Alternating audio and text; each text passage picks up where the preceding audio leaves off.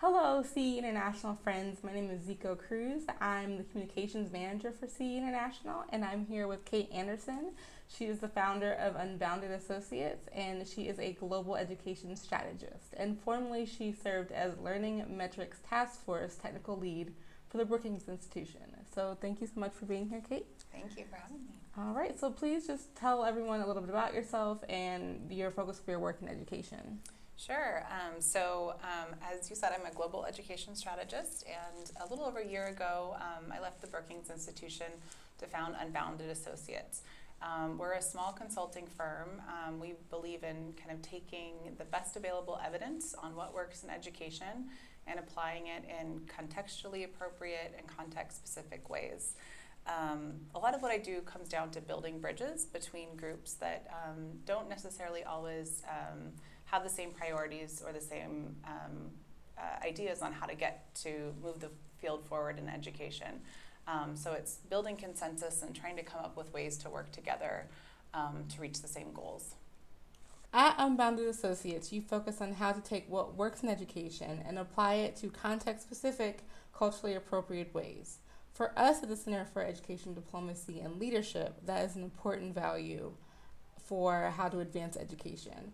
Would you be able to describe what education diplomacy skills are important in what you do to address education challenges? Sure. So there's a lot of research happening in the global education community, in think tanks and universities, and that's not necessarily getting translated into action in countries and in communities. And at the same time, there's a lot of innovation happening in classrooms and in schools around the world, and the information about what's happening there is not really getting up to the global level. So a lot of what I do is connecting people who are working on the same issues with the resources, the research, and the local wisdom to make their work impactful. A lot of the individuals and organizations I work with don't necessarily trust each other. And so I think it's important to think about sensitivity. Why might they not trust each other? Is it that they've had bad experiences in the past? Does it have to do with kind of some of the macro issues of colonialism, or is it down to that just two people in the organizations didn't get along in a meeting one time? So trying to understand what the history is really important. I think strategic thinking is also a very important area. So we all kind of want to end up in the same place, which is getting all children around the world into school and learning. But people have various opinions on how to get there. Sometimes it's driven by their own experience, by research, by ideology. And so finding ways that we can build on those common goals to get people to kind of start moving in the same direction is really important. And finally, I think tact is extremely important. Taking the time to correctly pronounce a person's name and remember it is something that people don't always do in this field. And it's little things like taking time to connect with somebody over a meal or a cup of tea, and really getting to know who they are, and not just networking, but really building relationships and building friendships is important. Okay, so would you be able to tell us about a specific time you used the skills of education diplomacy to address a challenge or advance an education initiative? Sure. I mean, the Learning Metrics Task Force, which I worked on at the Brookings Institution, we kind of had to do this all the time. We were looking at how can the global community put forth some goals that could be incorporated into the Sustainable Development Goals framework, but everybody had a different idea or opinion on what should be in there. When we got started in this and we did our consultations, some people thought that only literacy and numeracy were the things that should be in part of the global framework. We got consultation feedback from people saying that things like love and learning how to use a vacuum are things that should be part of a global framework. So trying to take all of this, all these different opinions, which people are very passionate about, and putting it together in something that where there's consensus. And one of the things we always reminded people was consensus isn't coming up with something that everyone loves. It's something that most people can live with. And unfortunately, it's not the most inspiring way to think about it, but it's the truth. And coming down to what are those kind of common things that people can live with and can use to move forward this field. Okay.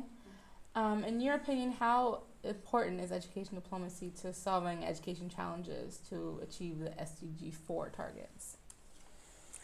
It's extremely important. So the global education sector spends a lot of time arguing, especially at international conferences and events, on how we reach the SDGs. And meanwhile, millions of children each year are still going to school and they're not learning, or they're not enrolled in school, especially the most marginalized.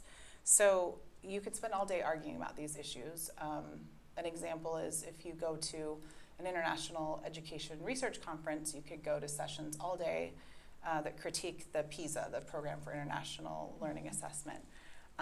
If you go to Kenya and you talk to teachers or students and you ask them about PISA, they're not really concerned with that. They're concerned with the Kenya Certificate of Primary Education, which is the examination that they have to pass, that their entire educational career leads up to.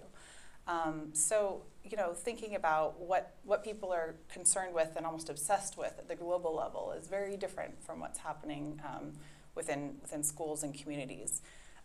So I think we need to use education diplomacy to kind of connect the two communities and move beyond those ideological arguments into what are some strategies that we can use to really get kids learning and what's been working on the ground, in addition to taking kind of some of the research and global issues. Okay.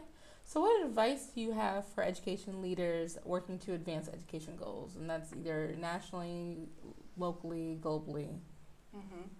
I really like that the 5 L's in the education diplomacy framework begin with listening and learning.